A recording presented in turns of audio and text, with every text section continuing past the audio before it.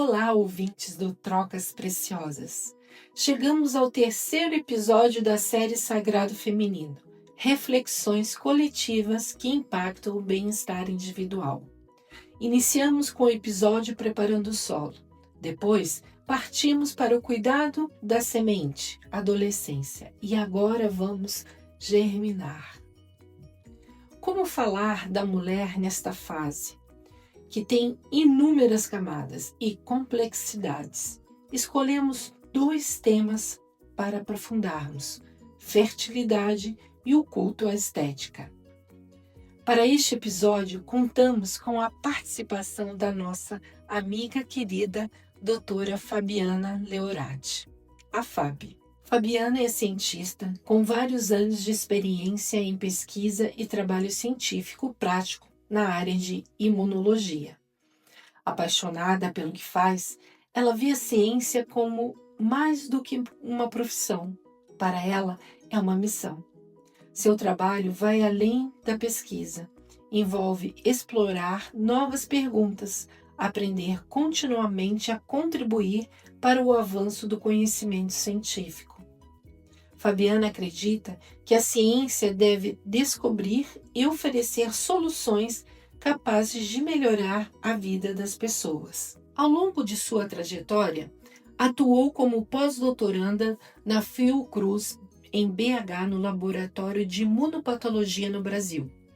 Internacionalmente, foi pesquisadora na Universidade de Notre Dame, no Centro de Doenças Raras e Negligenciadas, nos Estados Unidos, na Universidade de Oxford, no Instituto Jenner, no Reino Unido. Também trabalhou como pesquisadora sênior no Hospital Insel Group e na Universidade de Berna, na Suíça, além de ter realizado pesquisa na Universidade de Zurique. Atualmente, também atua como revisora científica do periódico International Immunopharmacology e mentora cientista do ser em autoconhecimento e ciência para estudantes que realizam pesquisa no exterior.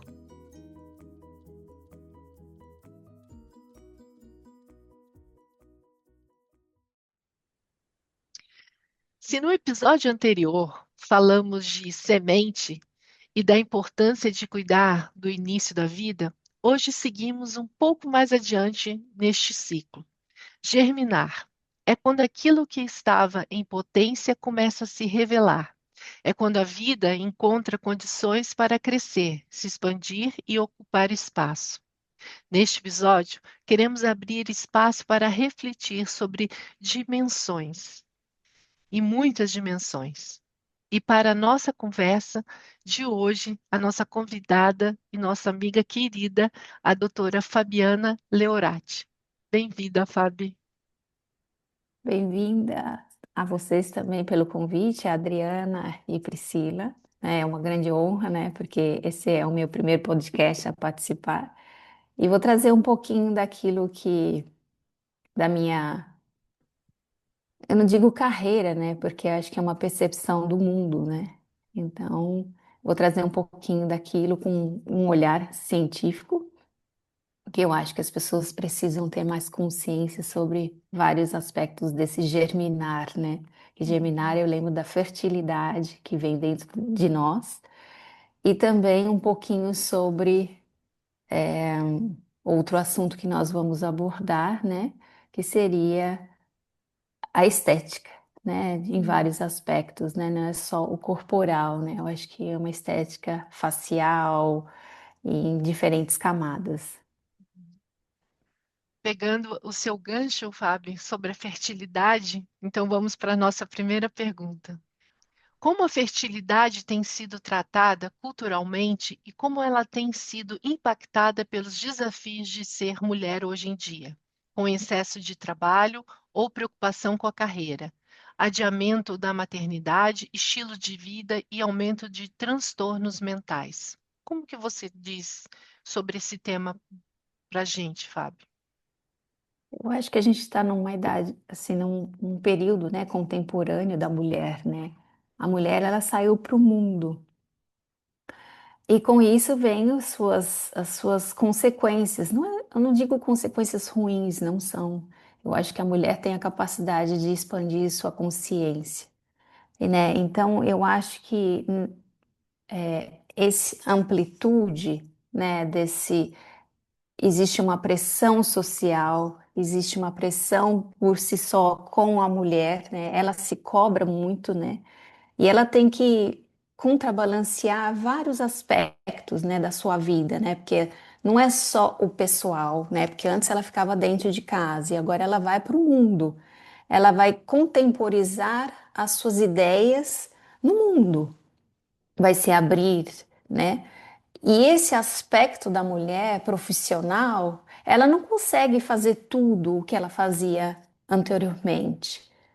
Então, quando ela está no auge, né, da sua abertura para o mercado de trabalho, lá, seus 30, 40 anos, né, entre esse período, infelizmente, a fertilidade pode se esvair nesse processo.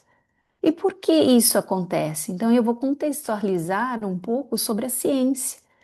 Porque a gente não é uma fábrica de óvulos, como os homens, né, que diariamente está produzindo os espermatozoides, né? Então, desde lá da gestação, no quinto mês de gestação, a gente tem lá aproximadamente 6 a 7 milhões de ocítodos. Depois, quando ela nasce, esse número reduziu quase 6 vezes mais. Ele pode chegar de 1 a 2 milhões. E quando essa menina vai se transformando numa mulher, ela também vai maturando todos esses folículos. E esses folículos vão chegar ao número de aproximadamente de 300 mil a 400 mil óvulos. E nesse processo de menstrua, tem a menstruação. Claro que ela não vai engravidar neste período. E nesse processo vai se perdendo os óvulos. Então a gente não é uma fábrica. E com essa vida de estresse que nós vivemos por contrabalancear todos os pratos que a gente carrega, a gente vai ficando estressado, a gente sempre está em alerta. E a gente vai produzir alguns hormônios que vai impedir com que eu tenha uma vida saudável, né? Porque a gente tem muitas informações hoje, né? Então, seguindo nessa linha, né, a Organização Mundial de Saúde, ela diz, né, que 15% da população da idade reprodutiva, em termos, né, por exemplo, de casal, 1 a cada 6 tem dificuldade de realizar o desejo de ter filhos. E tem um outro lado também, tem mulheres que hoje não querem ter filhos. E está tudo certo. Ela está sendo criativa, ela está colocando algo no mundo diferente de ter um ser, né? Então, nesse processo, o que pode causar uma infertilidade? A gente tem alguns indicadores que podem acarretar essas alterações da fertilidade, que a gente tem que ser investigado claramente por um especialista de reprodução humana. E muitas vezes as mulheres elas vão no ginecologista e alguns parâmetros não são avaliados pelo ginecologista. Então, e não é por ignorância, é por não saber essa mulher de que ela acredita que aquele profissional vai fazer todos os parâmetros e que vai estar tudo normal, porque quando ela faz os exames, está tudo normal. E ela não engravida. E quando você percebe que você parou seu anticoncepcional, você tirou talvez seu DIU, né, hormonal ou não hormonal, você tem que na verdade, investigar porque você não está engravidando. Durante, assim, o que se fala, né, dentro da reprodução humana é que se você não engravidar dentro de 6 meses, procure um profissional. E talvez o impacto econômico também não vai te permitir. Então, na verdade, eu acho que você precisa da informação. Mesmo que você não consiga fazer uma fertilização in vitro, você precisa procurar a causa da sua infertilidade e alguns parâmetros que devem ser avaliados. Por exemplo, durante toda a sua puberdade, você teve muitas dores. Não é normal. Se você for no seu profissional de confiança, ele falar é normal, não, não é normal. você tem que investigar porque você tem muitas dores todos os meses consecutivos, porque isso é importante avaliar. E hoje a gente tem muitas informações. Não vamos procurar no Google, vamos no profissional para não confundir suas ideias, seus pensamentos, né? Não é o Google médico lá não vai te resolver o problema. E aí vai clarificar o que realmente você precisa fazer, né? Se você tem por exemplo, quando você está nessa idade e você não conseguiu engravidar, tem casos de infertilidade na família? Ah, não sei. Ah, vou perguntar para minha mãe. E a gente tem, né, as nossas gerações, talvez a gente tenha vergonha de perguntar. Não tenha vergonha, porque a gente tem que saber a nossa história, quem vem antes de nós. Isso é importante, isso vai impactar na infertilidade. Talvez sim, talvez não, talvez seja algo simples para se resolver. As cólicas, como já disse, né, se você tem dores dentro desse período, um fluxo menstrual muito intenso. Tem mulheres que têm fluxo de 3 dias, tem mulheres que têm fluxo mais longo, 7 dias, né? Então tem que ser avaliado. A obesidade, infelizmente, pode acontecer a infertilidade quando você tem uma obesidade. Tem que ser investigado. Anorexia, né? Porque a gente quer ter um corpo perfeito. A hipertensão, ou você tem diabetes, ou um tratamento com antidepressivos, porque se a gente tem uma pressão do lado de fora, a gente pode adoecer mentalmente. E a gente hoje sabe que, infelizmente, no Brasil aumentou uma porcentagem muito grande de casos de doenças mentais, né? A ansiedade, a depressão, uma série de doenças, né, que são categorizadas, que eu não sou psiquiatra para dizer aqui, né, mas que são importantes, que podem levar à infertilidade, né? E uma outra coisa, infelizmente a gente tem que dizer, né, não beber, não fumar, ter um peso, eu não digo ideal, mas ideal para aquela mulher, né? Eu não estou dizendo que ela tem que ser obesa, mórbida. Se ela tem que ter um peso mínimo para que ela possa engravidar, porque precisa de muita energia. Nós mulheres sabemos que para, né, esse bebê, né, esse embrião, essa célula, que, né, começa tudo uma célula, depois vai ser um embrião, e depois esse embrião vai se desenvolvendo, vai desenvolver vários aspectos dentro de você, né? Então é importante.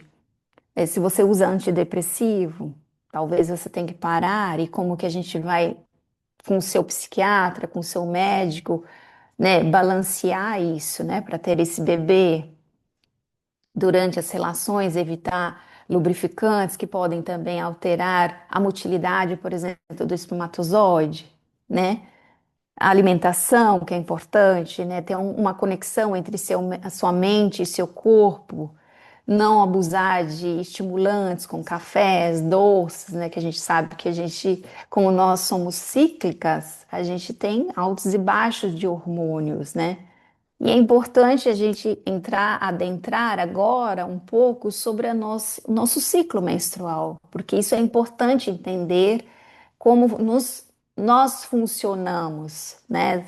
Vamos dizer que uma mulher tenha de 28, que sempre as pessoas falam 28 dias, porque é muito mais fácil calcular o dia fértil. Se eu tenho 28, 14º dia. Se eu tenho um ciclo de 30 dias, seria no 16º. Se eu tenho um ciclo de 20 dias, vai ser 24 dias, vai ser de 10 dias, né? Sempre 14 dias do seu período fértil, né? Então, cada fase é importante. Por quê? Porque a gente vai poder saber exatamente como a gente pode namorar e ter esse bebê, se Uhum. nós queremos ter um bebezinho. Mas a gente tem que saber que nossos ciclos são de 3 fases, né? E que cada fase tem uma prevalência de um hormônio específico. Vamos lá, primeiro, a fase folicular ou proliferativa, o próprio nome diz, que vai amadurecer nossos folículos, né? Então, lá no mais ou menos nesse período, né, do crescimento folicular, a gente tem a ação de que hormônio? Hormônio estimulante folicular, né? Então, muitos folículos vão crescer nesse ambiente e só um vai atravessar as trompas e vai talvez seja fertilizado ou não, ou vai ser descartado quando a gente tiver nossa menstruação, né? Enquanto isso, o que acontece? O estrogênio age e tem um engrossamento, então, ou a proliferação do endométrio, que, que é importante eu dizer que se existe esse espessamento dessa área, porque na verdade a célula vai se aderir ali e vai conseguir o seu desenvolvimento, né? E também uma outra coisa importante que o estrogênio faz é que ele produz muco, né? E esse muco, a gente sabe que tem, as pessoas falam que tem um aspecto de clara de ovo, que é importante porque esse muco vai permitir que facilite o espermatozoide chegar até onde deve chegar, né? Além disso, a gente que vai dar condições propícias, né, para uma gravidez. Aí a gente tem a ovulação entre os 14º e 15º, e a gente sempre fala que quando a gente, né, tá nesse período fértil, a gente sempre tem que ter um intervalo, né, assim, não intervalo, mas às vezes ter um gap, né, que eu digo, de 2 dias antes, 2 dias depois, porque o óvulo, ele tem uma vida, uma meia, vamos dizer assim, uma meia vida muito curta, de 24 horas. Por exemplo, se você fez uma relação, realizou uma relação sexual, na verdade, o espermatozoide ele é capaz de sobreviver por 72 horas. Então, se ele for liberado esse óvulo, né, nesse período que não seja no 14º, no 15º, você tem a chance, né, dessa janela de você poder engravidar, né? Então, a fecundação vai acontecer, né, desse óvulo, enfim. E a gente chega na terceira fase, que seria a fase lúteo secretora, que é a progesterona, que ela vai, na verdade, ter as mudanças no endométrio, que vai ser receptivo a esse embrião e vai ter a nidação. E caso, é claro, não ocorrer a fecundação, os níveis de estrogênio e progesterona diminuem e a gente vai menstruar naturalmente, né? Se, claro, a gente não tiver nenhum problema nesse ciclo menstrual. E isso é importante saber sobre todas as fases, porque durante a infertilidade a gente pode dosar esses hormônios, né? Por exemplo, você pode dosar o FSH, pode o LH, o estradiol entre o terceiro e o quinto dia do ciclo. E o outro hormônio que é muito importante, que vai dizer se você está fértil, continua fértil, é o hormônio antimuleriano, que ele vai avaliar a sua reserva ovariana, são produzidos pelas células granulosas nos pequenos folículos, que pode ser realizada a medição em qualquer fase do ciclo. Então, isso não vai interferir como os outros hormônios. Então, ele vai dizer, ela ainda tem óvulos suficientes para que ela tenha um filho. Vamos ver, investigar mais o que está acontecendo com essa mulher para que ela tenha um bebê, se ela quiser, né? Uma outra coisa que a gente pode investigar são os níveis de progesterona. Às vezes tem algumas mulheres que têm produção de prolactina e a gente sabe que prolactina é só quando a gente tem o bebê e às vezes existe uma disfunção e que precisa ser avaliado e também hormônios da tireoide, que são outros hormônios que, né, às vezes talvez você tenha um hipertireoidismo ou um hipotireoidismo ou talvez você tenha Hashimoto. Então tudo tem que ser avaliado pelo profissional que você tenha confiança para ver se tudo está dentro dos parâmetros, né? Que a gente, claro que aqueles parâmetros que tem do laboratório é uma média, Média. né? Não Uhum, significa que você esteja dentro daquela média, né? uhum. Claramente.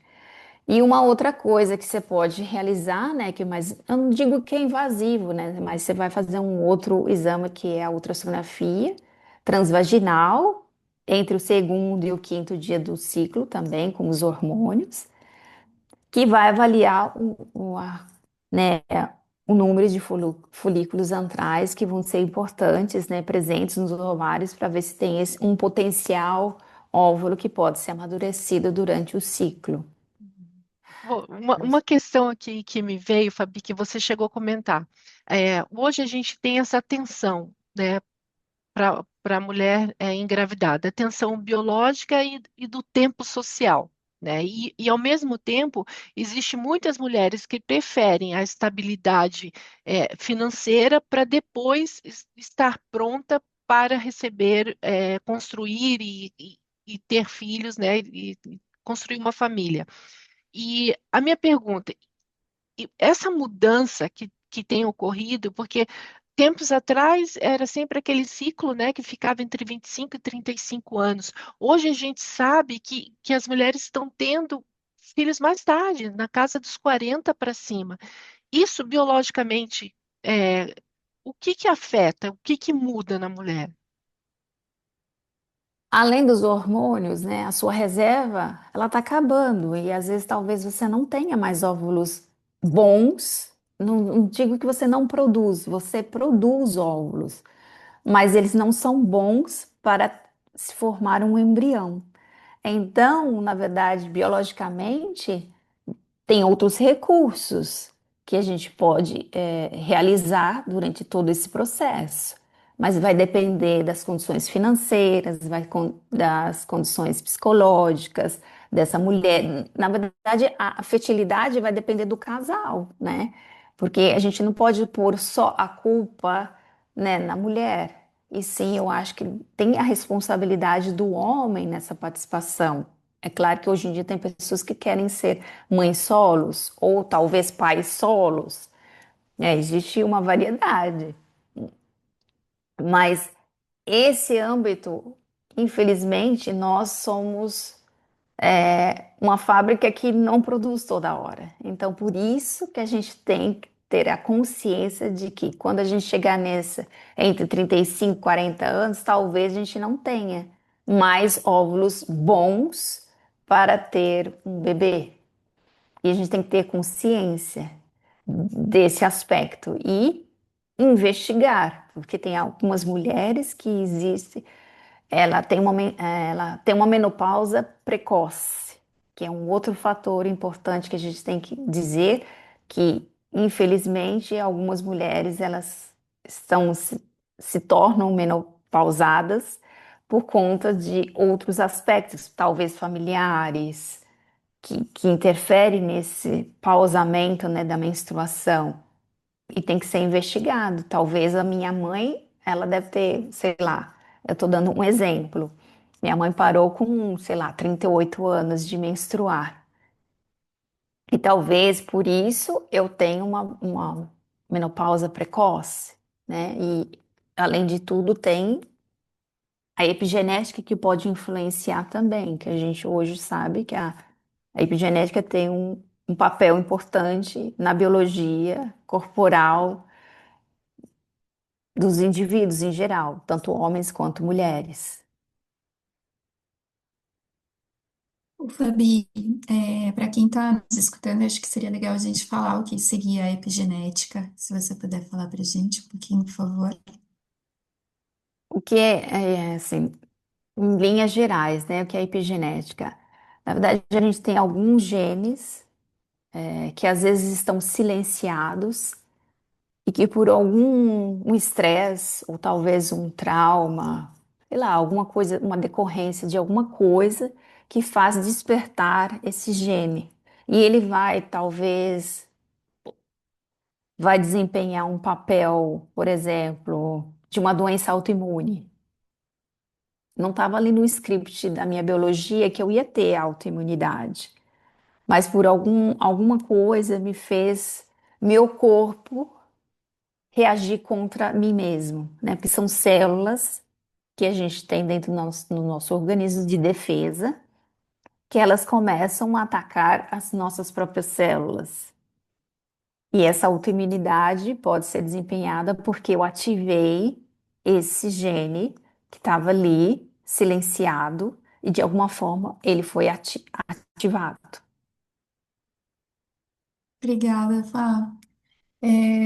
Achei super interessante, assim, a forma como você foi explicando, né, todo esse processo e de alguma forma conscientizando a importância do conhecimento, assim, do funcionamento do nosso corpo, dos ciclos, para que a gente possa auto-observar, né, o que vem passando com a gente, despertar essa curiosidade, assim, de conhecer, né, quem veio antes da gente, que você sinalizou para que a gente possa resgatar assim, o nosso protagonismo, né? Na hora de falar com o médico, na hora de buscar um profissional e tudo mais, a importância de tudo isso que você colocou, para que assim possa fazer as investigações mais adequadamente.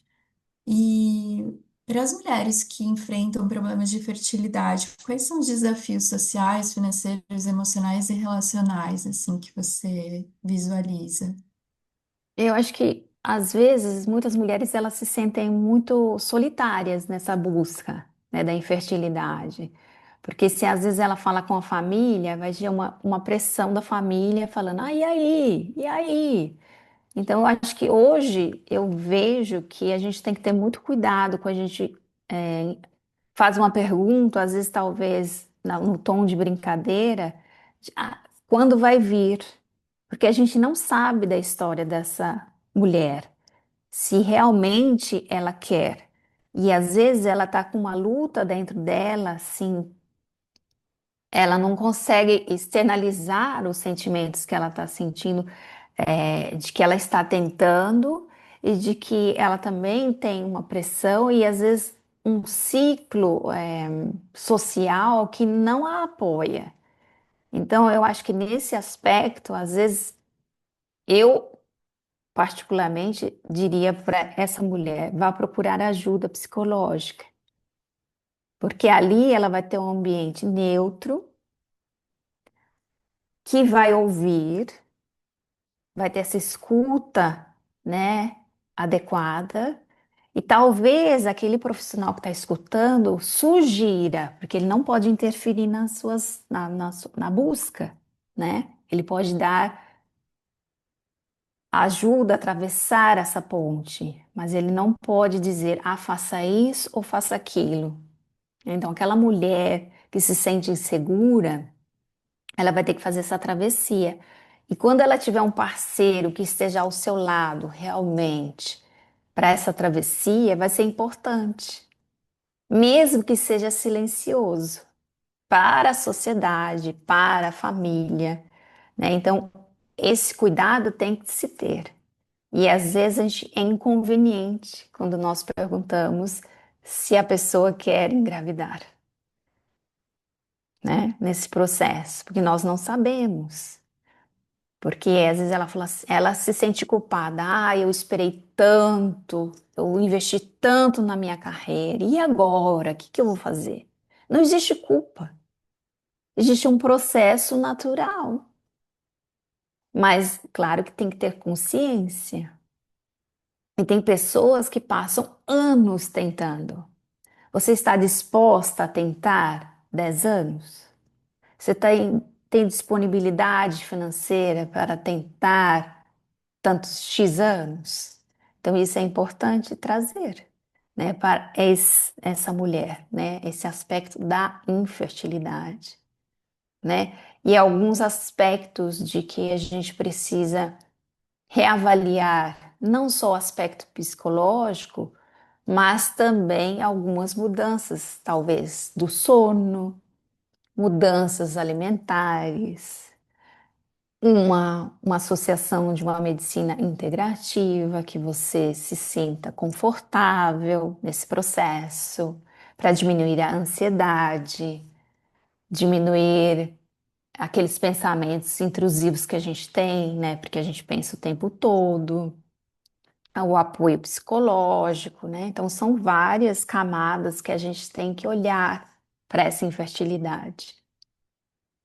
Às vezes eu vejo assim a infertilidade, né? Porque eu tive pessoas próximas com esse desafio, né? É como se fosse um luto silencioso, né? É um lugar que, por algo que ainda não aconteceu, e você está ali e vive, né? A cada tentativa é uma frustração, né? A cada tentativa é um sofrimento. Acaba sendo, acho que, um luto, né? Eu fico pensando assim pelas pessoas que eu convivi, né? Mas acaba tendo outras opções, que foi o caso dessa pessoa que foi para adoção, no caso, né? Porque não conseguiu mesmo. Fabi, a gente vive numa cultura extremamente visual. É, redes sociais, publicidade, indústria de estética, que criam padrões muitas vezes desafiantes para nós mulheres alcançarmos. E, e até impossível, né? De chegar muitas vezes nesse padrão, né? E ao mesmo tempo, a gente vê um crescimento de procedimentos estéticos e até o uso de medicamentos que promovem transformar o corpo da noite para o dia, né? E a minha pergunta é: como a indústria da estética e até farmacêutica tem influenciado a percepção do corpo feminino? Quais as disformações têm sido propagadas, onde muitas confundem o formato com o corpo e com a saúde? E por que que as canetas emagrecedoras, nesse caso, fazem tanto sucesso? Têm feito tanto sucesso? Eu posso só voltar um pouco? Você Pode, gosta? claro, claro. Voltando à fertilidade, né, além desses, né, os aspectos hormonais que eu falei, dos folículos antrais, né, que a gente vai, né, conta tudo. Além de tudo isso, a gente, dentro da infertilidade, a gente tem a endometriose, nós temos a adenomiose, que pode acometer essas mulheres. Talvez esse óvulo ele não tenha capacidade de ultrapassar as trompas. Então, na verdade, você precisa de um exame específico para realizar e diagnosticar qual é o problema, né? Então, às vezes, você precisa ter um especialista para que faça uma ressonância magnética, né, específica da região pélvica, para diferenciar as duas coisas, né, porque a endometriose é uma coisa e a adenomiose é outra coisa. O que é a endometriose? São células que elas não vão crescer, são células, né? São condições, né, do útero, né, que são células que crescem para fora do útero. Aí elas podem acometer o colo do lado, não do dentro, mas para o lado de fora. Ela pode acometer os ovários, as tubas uterinas. Se ela acomete as tubas uterinas, será que esse óvulo é capaz de passar aí? Será que isso vai acometer? Ela pode acometer todo, assim, o peritônio, né, que segura toda essa região pélvica, que seria o intestino, regiões do intestino. Será que essa gravidade é muito importante, né? E a adenomiose é o quê? Né, o que acontece com, né, que seria caracteriza para a implantação do endométrio na musculatura do útero. Então são proliferações.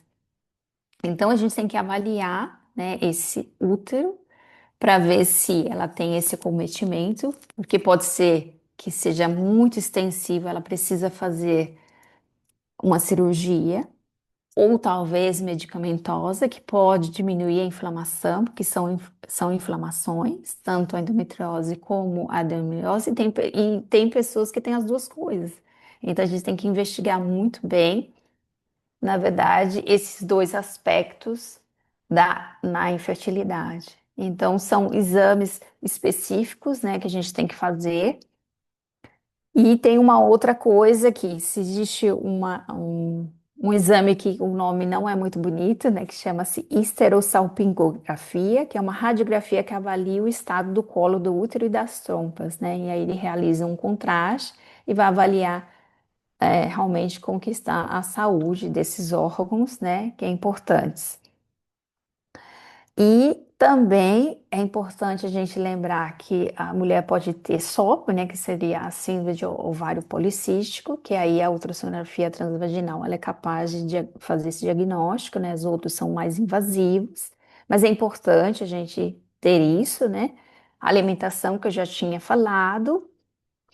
E tem outro aspecto também que a gente tem que olhar, né? Que como tem a formação de miomas, será que esse mioma ele pode ser propenso ou não cirurgicamente, né? Talvez não atrapalhe, né, o crescimento da implantação e anidação desse embrião no colo uterino. Mas tem pessoas que realmente são muito grandes ou talvez são diversos e precisa ser tirado cirurgicamente. Então, isso tem que ser avaliado. Uma outra coisa também seria o exame genético, né, que a gente vai analisar se existe uma propensão, né, de algumas abortos espontâneos ou, por exemplo, às vezes a mulher ela engravida, ela engravida e perde. Mas será que está acontecendo? Será que ela tem alguma coisa, uma anomalia genética e tem que ser avaliada? Uma outra coisa que, como eu disse, que a responsabilidade é do casal, né? Então tem que também se fazer o espermograma, que é muito menos invasivo do que tudo que a gente passa, né, durante a infertilidade, né? Por uma endometriose, uma adenomiose. É claro que se você procurar um profissional expert nessa área, com certeza você, né, vai resolver parte, não digo problema, mas talvez você consiga engravidar até naturalmente, por que não, né? E a gente tem que avaliar o espermograma, porque tem alguns homens que têm baixa, por conta também a gente sabe que tem influência social né, nesse indivíduo, a motilidade, que possam ter anomalias morfológicas, o cariótipo também, né, que talvez tenha um problema genético que a gente tem que avaliar. E também, às vezes, tem homens que precisam fazer ultrassonografia específicas para ver se não tem varicocele.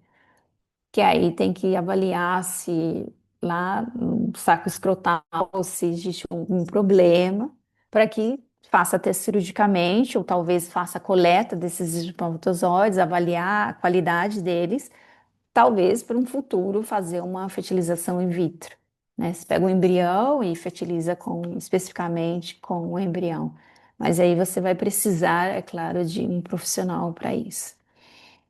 E chegando assim, né, mais ou menos no final, né, sobre a fertilidade, hoje a gente sabe que muitas mulheres, por conta dessa pressão social e falam, no futuro talvez eu queira ser mãe, então eu vou fazer uma criopreservação dos meus óvulos. Aí ela vai passar, claro, por toda uma anamnese pelo profissional, vai avaliar se ela tem condições, vai existir uma estimulação, é claro, né, para que tenha mais óvulos e que esses óvulos sejam mais viáveis e posteriormente congelados. E isso tem aumentado muito. Claro que são pessoas que têm condições financeiras para fazer essa criopreservação de óvulos. Antes que você tenha uma falência, não estou dizendo falência, mas porque você, com a idade, você vai perdendo seus óvulos durante todo o ciclo menstrual, e quantos a gente não teve desde a puberdade até, sei lá, 50 anos. Então a gente tem que avaliar. E uma outra coisa que tem algumas alternativas, né? Talvez eu não consiga engravidar por alguma razão, tanto meu parceiro também não tem condições, né? O espermatozoide não é viável. A gente pode usar a ovodoação, a doação de espermatozoides, vamos lá no banco, né, de algumas clínicas no Brasil, uma maneira de se trabalhar, os Estados Unidos de uma outra forma. É, o Brasil é outra, na Europa é outra, então depende de cada país que você esteja, você vai procurar a melhor alternativa, né? Se você realmente quer ser mãe. E adoção, ou talvez você vai encontrar um útero de substituição, porque às vezes você não tem condições de realmente carregar esse bebê, e sem culpa. Eu acho que a adoção, independente de como seja, ela transpõe a genética. Então, isso é muito claro. Então, eu acho que às vezes nós ficamos resistentes ligados à genética. Não vai ter nos meus genes. Mas tem aí a epigenética. né, que pode comprovar isso, que pode influenciar esse bebê, esse embrião que foi formado in vitro, colocado no seu útero e tá tudo certo. E alguns genes podem ser expressos nesse contexto e estar bem com você. E se as pessoas perguntarem, fale a verdade, se você quiser sentir no seu coração, e se você não quiser também, não tem problema algum. Mas a única coisa que eu sempre tenho em mente, porque eu fiz ovo doação, é contar a origem, que é importante, que a gente sabe que tem a ancestralidade ligada nesse bebê, e a gente tem que saber e contar, né, futuramente para essa criança de onde que ela veio, que o amor é acima de tudo isso. Obrigada por você partilhar algo tão íntimo seu. Mas eu fiquei pensando aqui, né? Mesmo que seja por ovo doação, ela, a criança está gerando dentro de você, ela está crescendo dentro de você e vai ter o contato ali do teu, do teu corpo com o corpo dela. Acho que não tem como não dizer, é minha também, né? Faz parte de mim, ela faz parte de você. É, eu alimentei, né? Nós alimentamos Exato. por essa criança, né? Por muitos meses. E essa conexão é muito forte. Sim, sim, com certeza, com certeza. Como eu também acredito da criança que é adotada, né? Que é aquele amor do coração e às vezes a criança que é adotada é mais parecida às vezes com a família do que o próprio filho biológico, porque o amor é muito grande para uma adoção, né? Obrigada, obrigada mesmo. Gabi, obrigada por compartilhar. Faço das minhas palavras as da Adri. E a ideia, assim, de trazer esse tema, porque a gente fala da mulher é muito complexo, né? E a ideia da gente trazer a fertilidade é que eu tenho a impressão de que a gente tem muito mais informações de marketing, né? Tem essa clínica e tal, mas pouca informação, assim, da forma como você trouxe esse universo, né, de ciclo, esse conhecimento científico que a gente precisa para que a gente tenha o nosso protagonismo. Então, trazer todas essas possibilidades, esse ampliar essa discussão, né? A gente não vai ter uma receita para o que a gente pode fazer, mas você abre um campo assim de possibilidades que a gente precisa refletir. E achei interessante também que você trouxe a questão da influência social, né? Hoje a gente sabe que a mulher hoje ela está no mercado de trabalho, mas os enormes desafios que ela ainda tem, né? Quando ela engravida ou quando ela vai fazer uma entrevista, né? Por aquilo que ela estudou tanto e ela quer aquela oportunidade. A primeira coisa que eles perguntam é se você está num relacionamento, se você pensa em engravidar, né? Então, assim, quantos preconceitos a gente vai vivenciando e muitas vezes adiando o sonho para aquelas que desejam, né, ter filhos, porque tem aquela oportunidade, enfim, achei super interessante. Eu acho que a gente tem, enquanto indivíduos, a gente tem várias possibilidades, mas tem questões assim que são muito complexas que a gente precisa trazer para debates públicos, né, para que a gente possa refletir juntas, né, por exemplo, essas questões sociais que influenciam a fertilidade, né, o número de depressão e ansiedade que tem ocorrido, enfim, e a gente vai continuar falando.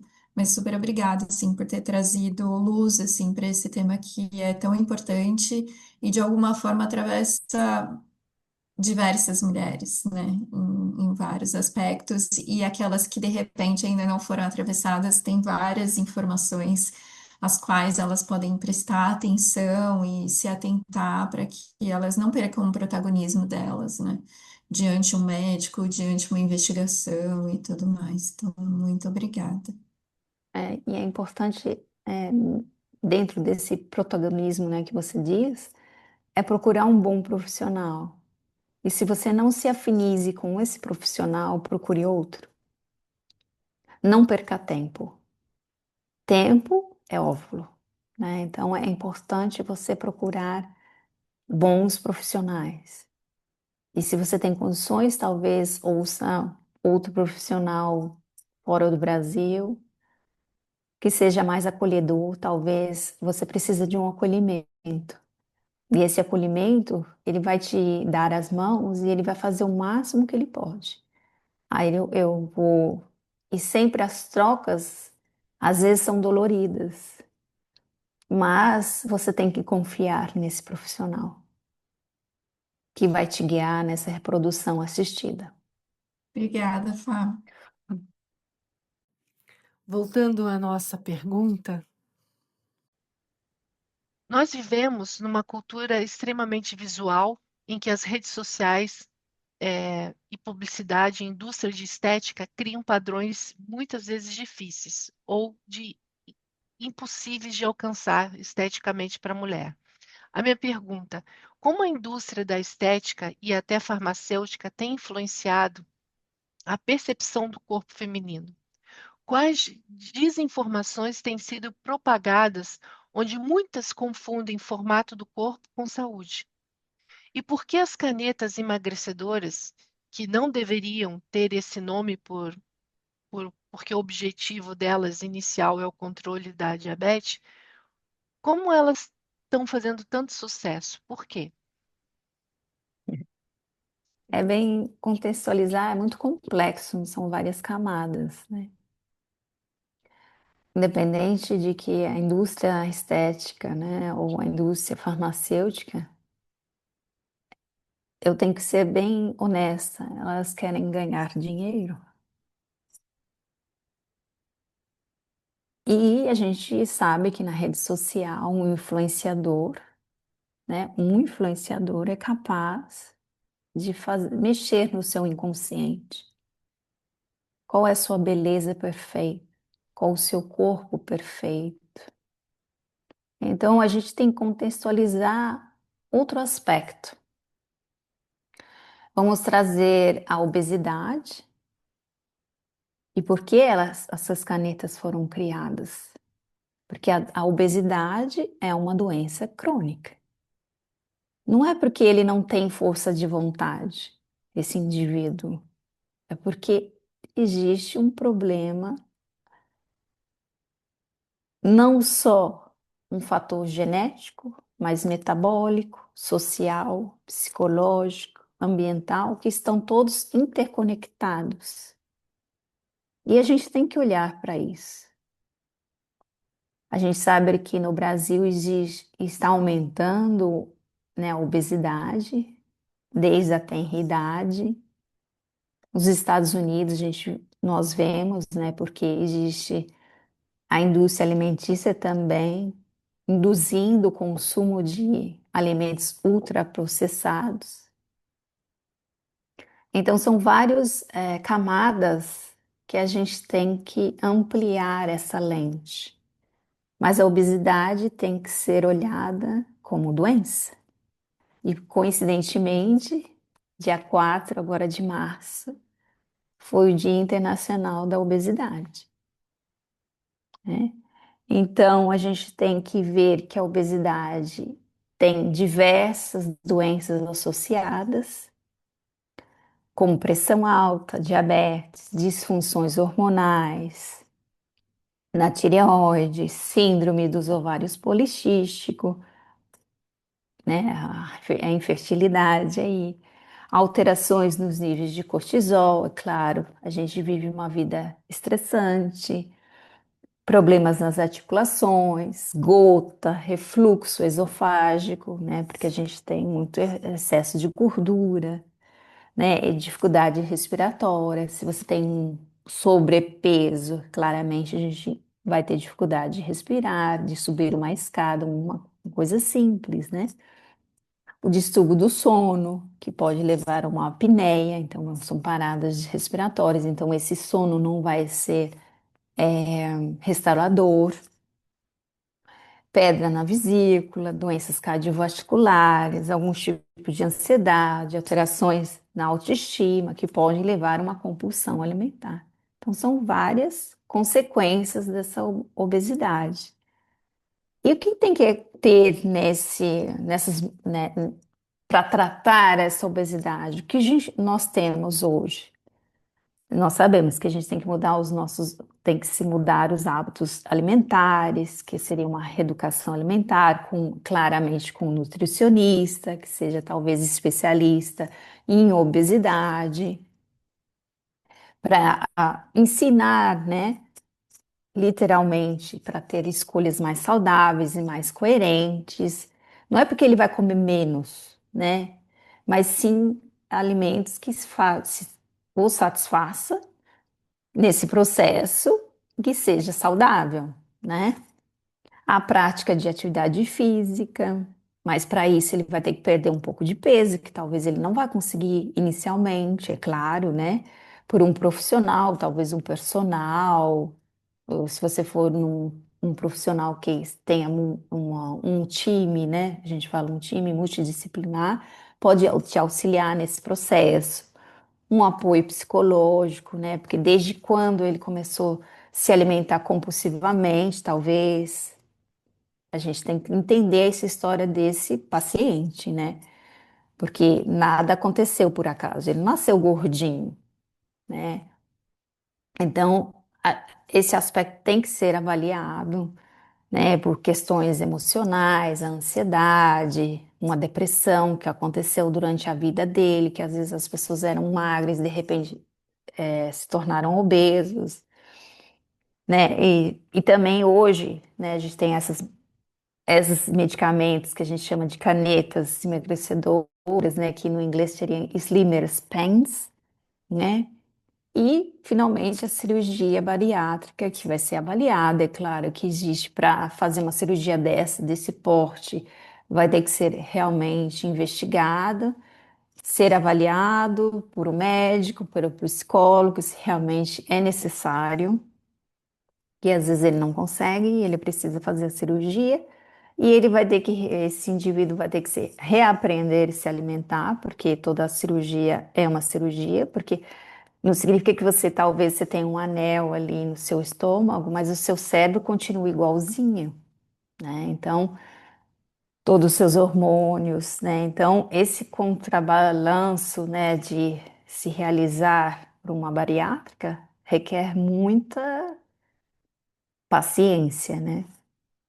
Nesse processo que ajuda, auxilia muitas pessoas e isso é importante saber, né, para sair desse quadro, né, de obesidade, né? E falando das canetas emagrecedoras, né, que nem como o Ozempic, o Wegovy, o Mounjaro, né, são algumas, né? Tem outras, né, que tem esse é o nome comercial, né? Mas as drogas que existem nessas canetas emagrecedoras, no Ozempic e o Wegovy é a semaglutida e no Mounjaro é a tizapida e cada um é de uma companhia, uma indústria farmacêutica diferente. Elas foram realmente desenvolvidas, né, para tratar condições metabólicas como a obesidade e a diabetes tipo 2, que é a diabetes do tipo 2 é um distúrbio metabólico caracterizado pelo elevado nível de glicose no sangue, que é resistência à insulina e relativa falta de insulina. E a gente vai entender qual é o mecanismo dessas drogas, né? E que a gente também essas drogas são análogas, né, nesse contexto, porque nós também produzimos esses duas, desculpa, dois hormônios que são importantes para controlar tanto a saciedade como o controle de glicose no corpo. Então, vamos lá por partes, né? Então, a gente tem a GLP-1 e a GIP, elas são incretinas, né? Os nomes delas. São hormônios que agem na regulação da glicose. Os dois hormônios, eles são importantes porque eles são liberados pelo intestino em resposta à ingestão de alimentos e tem várias funções importantes. Aí eu vou discorrer quais seriam essas funções. Seria a estimulação da secreção de insulina. Então, as incretinas aumentam a liberação de insulina pelo pâncreas em resposta à presença de glicose no sangue, ajudando a controlar os níveis de açúcar no sangue após as refeições. A inibição de secreção de glucagon, que elas reduzem então a secreção de glucagon, que é um hormônio que eleva os níveis de glicose no sangue, promovendo assim um equilíbrio mais estável de glicose. O que seria esse glucagon? Ele é um hormônio hiperglicemiante produzido pelas células alfa do pâncreas, que aumenta os níveis de glicose, agindo de forma contrária à insulina. Então, por exemplo, se você tem uma hipoglicemia, então ele age nesse mecanismo lá no fígado para que libere glicose e que você tenha os níveis aumentados de glicose, para você não ter uma hipoglicemia, né? Um retardamento do esvaziamento gástrico, que as incretinas retardam, então, o esvaziamento do estômago, que contribui para a absorção mais gradual da glicose e aumenta a sensação de saciedade. Então, são os mecanismos dessas incretinas. Então, a semaglutida, que é o Ozempic, e o Wegovy, elas pertencem, seriam os análogos, né, do receptor GLP-1. Então, ela mimetiza a ação dessa incretina, que é o GLP-1, que aumenta a secreção de insulina em resposta à ingestão de alimentos, que reduz a secreção de glucagon e retarda o esvaziamento gástrico. Além de ser local, né, dos órgãos, ela age diretamente, claro, na informação no cérebro, né? Este efeito combinado ajuda a controlar os níveis de glicose no sangue e promove a sensação de saciedade, resultando em uma menor ingestão calórica e, consequentemente, perda de peso. Se você tem um controle da saciedade, você não vai comer compulsivamente nessas canetas. E a tirzepatida, né, que é um monjário, por outro lado, ela tem uma dupla função. Ela age tanto como se fosse agonista, né, de receptores GLP-1 e GIP, que proporcionam uma maior redução na glicemia e no peso corporal, além de promover a secreção de insulina e diminuir a secreção de glucagon. A tirzepatida também aumenta essa sensação de saciedade e reduz o apetite. Eu acho que nesse aspecto, não, acho que você trouxe bem discriminado. E eu fiquei com essa frase, né, logo no início, que é a indústria da estética e farmacêutica, eles querem ganhar dinheiro, né? E aí você trouxe a questão das canetas, dos hormônios, eles fecham, e eu acredito que a função delas inicialmente não era se tornar uma caneta emagrecedora ou ter, enfim, propagandas e tudo mais, ou até influenciadores indicando porque eles mostram o seu corpo, né? A partir do momento que eles começaram a utilizar esses produtos. E aí eu fico pensando assim, em quais debates públicos que deveriam existir para abordar essas questões éticas assim das empresas, das questões das redes sociais que permitem fazer isso, das companhias de TV que fazem propaganda, assim, que permitem que os medicamentos possam ser usados indiscriminadamente, assim, que comprometem a saúde da população. Eu acredito que o uso e a interferência desses hormônios a longo prazo deve surgir algum efeito colateral. Não sei se isso já tem estudos ou não, e se caso você tenha para compartilhar, mas assim, como que a gente consegue trazer isso, assim, para a gente abordar essas questões éticas? Se você vê algum caminho para isso. Eu acho que é um medicamento, né? Então a gente sabe que todo medicamento tem um efeito colateral.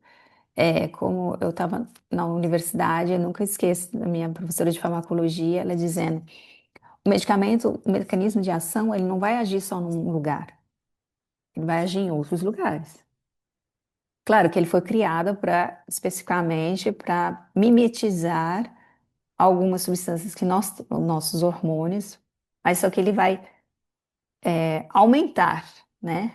Mais esse componente de saciedade, esvaziamento gástrico, de diminuição de glicose no sangue, mas tem suas consequências, né? Claro. Existem, né, demonstrando, né, que existe problemas de náuseas, de vômitos, pode ocasionar pancreatite, mas aí é claro que depende de cada indivíduo, né? A gente, vamos dizer lá na bula está escrito que vai ter isso, né? Mas a longo prazo a gente não sabe,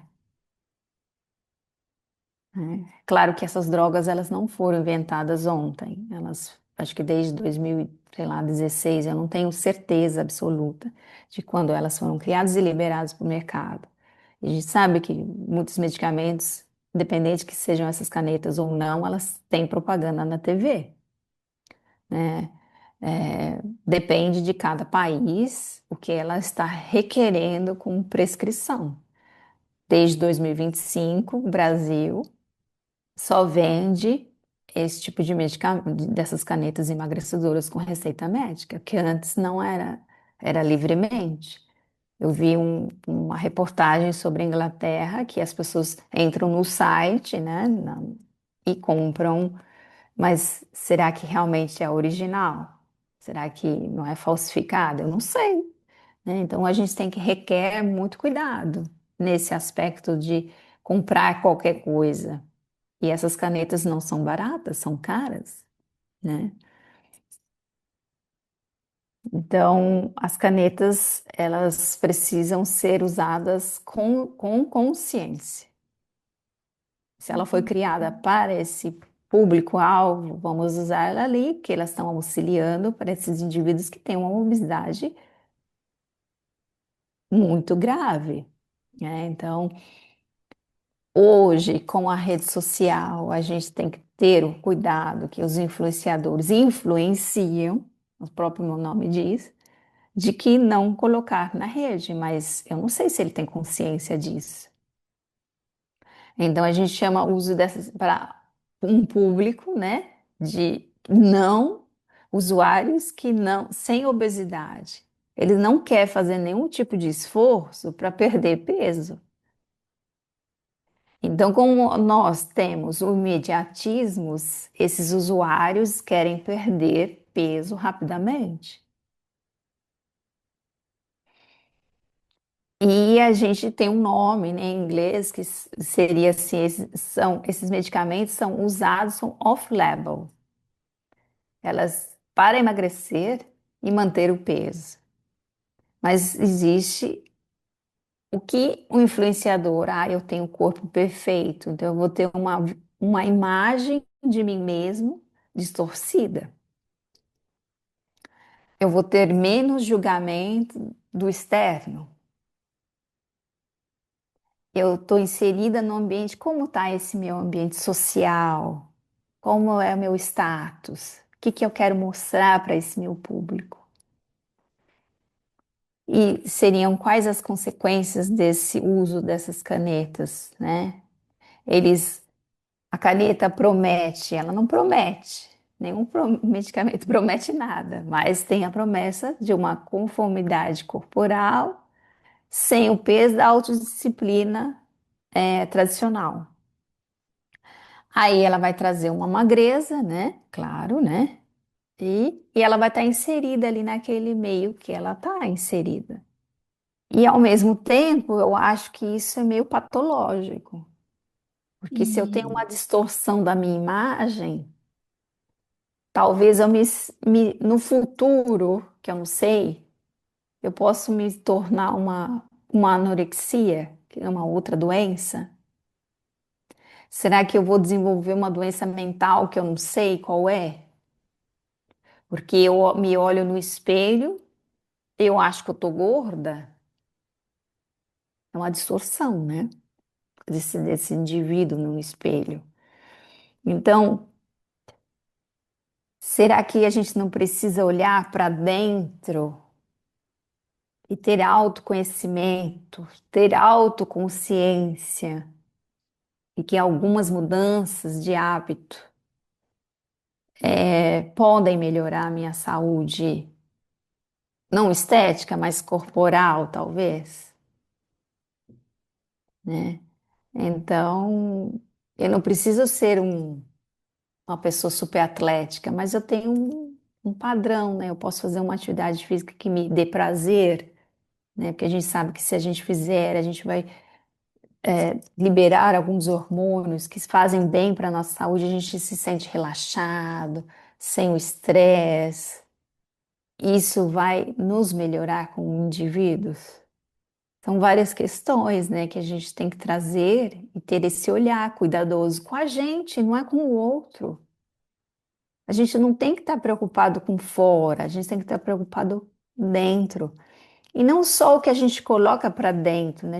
O que a gente está ouvindo, qual é a interferência dessas redes sociais que tem uma overdose de dopamina.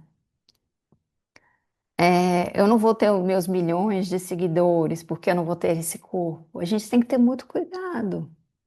Sim, Tudo que cai na rede, infelizmente, não vamos deturpar todo esse processo, porque você está mexendo com sua saúde. E às vezes não tem mais volta. Eu vou ter que tratar uma doença mental pro resto da minha vida porque eu usei essas canetas por muito tempo. e eu acredito que elas causam vício, né? Porque a partir do momento que eu estou utilizando, diminui, aumenta a minha sensação de saciedade, né? Uhum, Diminui o meu consumo, e aí, consequentemente, eu emagreço. Mas a partir do momento que eu paro de utilizar, uhum. volta, então você cria uma dependência da caneta para que você possa manter aquela estética que você imagina, né? E eu estava lendo uma psicóloga falando, né, que os padrões de beleza consomem o nosso tempo, dinheiro e liberdade, né? De ser quem a gente é, da gente, enfim, apreciar, né? Hoje os encontros que a gente ainda consegue ter ainda predominam aqueles que são em restaurante, ou você está ao redor de uma mesa, né? E o quanto que a gente pode se privar disso, que são os momentos que a gente pode estar com outras pessoas e se relacionando que não seja virtualmente. E- mas é super, são muitas camadas, como você trouxe logo no início, né? Porque a gente não está falando só de indivíduos, mas a gente está falando também de questões éticas, assim, de todos os envolvidos, né? O quanto que a gente precisa entender aquilo que eu estou divulgando e fazer uma consciência, fazer um exame de consciência se aquilo é ético ou não, se aquilo realmente vai trazer benefício ou não, benefício para todo mundo. Será que eu estou sinalizando para quem traria benefício? Né? O quanto que eu permito que isso seja divulgado para que eu possa aumentar os meus lucros e assim beneficiar os acionistas. Enfim, é bem complexo. Eu fico vendo aqui que é quando o corpo vira um projeto permanente de correção. Você fica corrigindo toda hora. É como se você não estivesse satisfeito com você mesmo, né? E aí você deixa de viver porque você quer ficar vivendo essas experiências de um corpo em correção. Automaticamente então, você está todo o tempo ali se reformando, reformulando fisicamente. É muito estranho. Os Sabe? procedimentos são perigosos, né? Então, Sim. uma cirurgia, uma aplicação botulínica, né? Tem pessoas que realmente têm efeitos colaterais. Então é muito importante ter essa consciência, né, de que qualquer coisa que você fizer no seu corpo, às vezes talvez não tenha mais volta, né? E mesmo às vezes você sabendo que aquilo é necessário, você tem que Hum, realmente ter um profissional de confiança. E às vezes você vai pagar um preço bem bem alto. alto. Então, Uhum, financeiramente, para manter essa estética, requer muito recurso. verdade. Fábio, quando a gente olha para temas como a fertilidade ou mesmo a estética, a gente percebe que muitas escolhas das mulheres acontecem dentro de um campo cheio de expectativas sociais, familiares e culturais. Como a mulher pode diferenciar o que é desejo genuíno e o que é pressão social, seja no campo da fertilidade, bem como da estética? Eu acho que para a gente, eu não digo parar de olhar para fora, porque faz parte de nós também, o lá fora. Mas eu acho que nós temos que parar, silenciar, ter esse momento de, eu não digo meditativo, que a gente está tão acelerado, mas silenciar, né? Será que realmente isso é necessário? Será que eu estou sofrendo uma pressão externa tão forte que está me influenciando? Eu acho que o autoconhecimento de nós mesmos é a chave para tudo, né? Independente da fertilidade, né, de ter um corpo perfeito. Acho que a fertilidade é mais um aspecto não só social, né? Mas eu acho que é mais interno, porque você vai gerar algo tão precioso, porque você vai dar àquele indivíduo que está dentro de você seus valores. Claro que ele vai crescer e vai voar do seu ninho, mas, ao mesmo tempo, o que eu quero trazer? Por que eu quero trazer esse ser? Eu vejo num aspecto não religioso, mas um aspecto espiritual. A minha responsabilidade desse ser que está vindo, independente de qual forma, qual caminho, se vai ser dentro de você, se vai ser externamente, pela adoção, a responsabilidade desse ser e esses valores que você vai trazer, esse autoconhecimento. E também a gente não vai colocar flores na maternidade, é desafiador. Hoje, nos dias atuais, com as redes sociais, o perigo que é esse ser, será que realmente eu quero esse ser comigo? Você vai ensinar, agora o caminho que vai seguir, a gente não sabe. Não sabe. Então a maternidade é desafiadora. E esse ser, talvez, ele queira, se ele estiver na rede social, talvez ele queira fazer um procedimento estético e você não concordar. E aí o que você faz? Não faz, porque a escolha é do indivíduo. Os meus valores eu já ensinei. E é muito difícil esse desapego né, desse ser que você fez ele crescer, se alimentar, né? São várias. Respeitar o próximo, respeitar o planeta, respeitar a natureza, respeitar várias camadas, respeitar ele mesmo, dizer não na hora certa. Então, hoje as crianças, elas, os pais dessas novas gerações, elas precisam estar atentos para que a gente tenha talvez futuras gerações melhores que as nossas. Gabi, a gente está, infelizmente, chegando ao fim e esse episódio faz parte da série Sagrado Feminino, né? E aí, a nossa última pergunta, assim, na sua visão, como que a gente pode construir uma relação mais autêntica, assim, com o nosso corpo, com os nossos desejos e escolhas, assim, pensando nessa questão do sagrado feminino que a gente vem falando ao longo desses episódios. Acho que um aspecto importante é a autoaceitação, né? E a rejeição, né? A rejeição dessas normas de beleza que a gente vai criando, né? Rígidas, né? E a gente vai trazer outros aspectos, né? De praticar meditação, terapia, ter autocompaixão. Obrigada. Queria Obrigada. agradecer em nome do Trocas Preciosas a sua presença. É sempre muito bom assim compartilhar com você e te ouvir. É, A gente sempre comenta assim nos bastidores o quanto que a gente aprende com você e amplia a nossa visão. E a nossa aspiração é que outras pessoas também sejam tocadas, assim, que possam ampliar seu repertório, assim, e adicionar outros pontos para uma autoobservação, assim, o quanto que a gente precisa disso.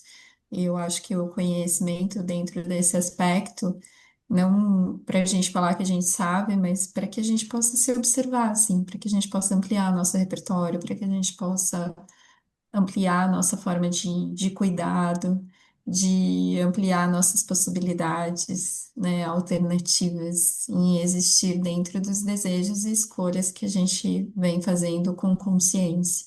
Então, super obrigada, assim, pela sua presença. Obrigada, Fábio. Fiquei muito feliz de você estar aqui com a gente nessa série que é uma série muito desejada. Ela foi muito desejada mesmo, como quase como uma gestação, né? E, e a gente vai aprendendo que germinar é quando a mulher começa a perceber que seu corpo não é apenas um lugar de expectativas sociais, ele também é um território de experiências, escolhas e principalmente de consciência. Obrigada por esse momento. Eu que agradeço o convite, né? Pelos temas, né? Que são delicados, mas que são pertinentes, né? E também agradeço por contribuir apenas muito pouco. Eu acho que a gente sempre tem uma sementinha para regar nesse vasinho e a gente vai nos unindo, né? Para que cresça, né, essa plantinha e que através de vocês também aprendo claramente, né? Você acaba de ouvir o episódio 3, Germinar, da série Sagrado Feminino, Reflexões Coletivas que Impactam o Bem-Estar Individual. Para este episódio, contamos com a participação mais do que especial de Fabiana Leurati. Participação de Adriana Oliveira e Priscila Almeida, edição Adriana Oliveira. E caso esse conteúdo você acredita que possa beneficiar outras pessoas, compartilhe com seus contatos. Isso nos ajuda a não só manter a nossa motivação, como também permite que o Trocas Preciosas tenha mais visibilidade. Além disso, temos uma novidade. O site do Trocas Preciosas já está disponível. E lá você acessa materiais, novidades, link para episódios anteriores e séries. A nossa ideia é que também seja um canal de comunicação entre nós para fortalecer nossas trocas.